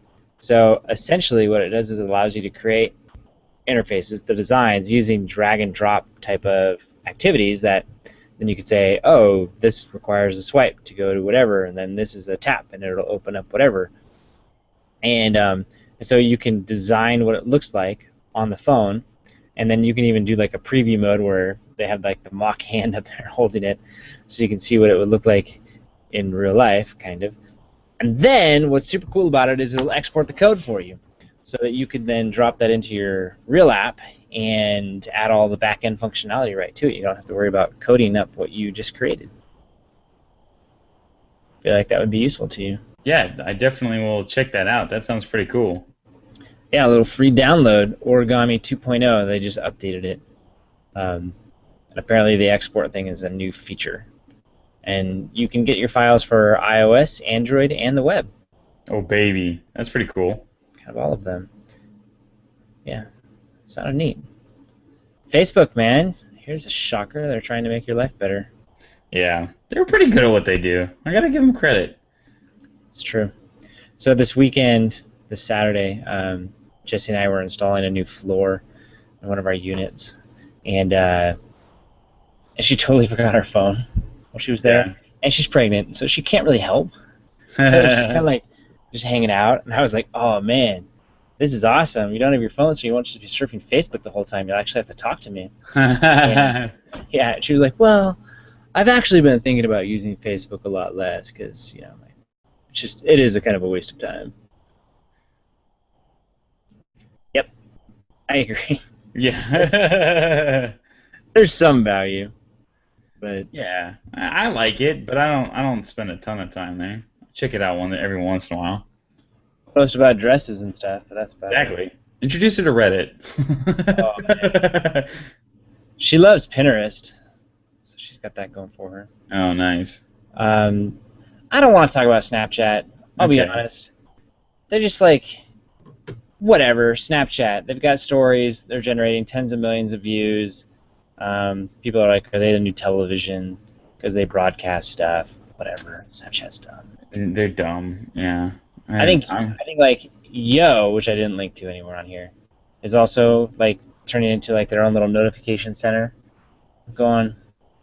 I would prefer Yo to be more of a success than Snapchat, but oh yeah, it'd be awesome. yeah, it'd be kind of funny. But yeah, they're just doing their thing apparently. It's annoying. It really is annoying.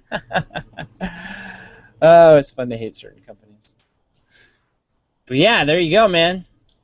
I like it. That's, Dude, I can't wait to get my watch. I can tell you're just like, I don't know how are you gonna survive next Sunday. I'm sure I'll talk about it non-stop again. I'll just be all. You're gonna give me so many rumors. We'll know the prices by then. We'll know everything. It's all gonna be out in the air. We'll know everything. And even if we no do more it, secrets. we will make it up. Exactly. We will act Actually, we confidently. gotta try to hold off. That way, the next week you can give your full review. Okay. Just talk about it all the time, whatever. You say I'll be able to tell them what it was like using it. I was hoping that you would appreciate that on a week. All of myself, I went mostly all Apple the entire time. Yeah. I was hoping you would appreciate that. I did appreciate that. I figured my first time doing it, I should pick an easy one. Yeah. So then I can get content. Audio out there to Yeah. choose from. Exactly. But yeah, apparently the commercials were everyone's favorite part, so I think that's good. Commercials are pretty good, yeah. I think that's good. Yeah, my favorite was Jesse, just like, so it's your store, I guess? Like, wow. Yeah. Way to sell it. Very good. Way to sell it. Cool, man. Cool. Well, congratulations on your 13.1 mile run.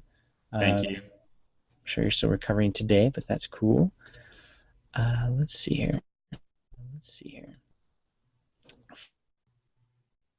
Here we go. For everyone else, thank you so much for joining us. We really do appreciate it. And thanks for listening to, what episode is this? 179. Dude, how about that? Episode Crazy. 179. So don't forget to check out the show notes. They will be at furlobros.com. That's, again, episode 179, in case you missed it the previous two times I just said it.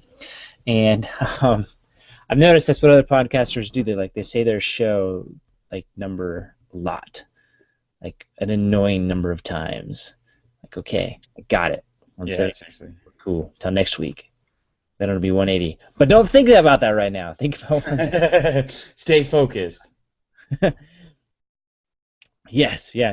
So, again, thanks everybody. We really do appreciate it. My name is James Furlo, and my colorblind brother is Matthew Furlo.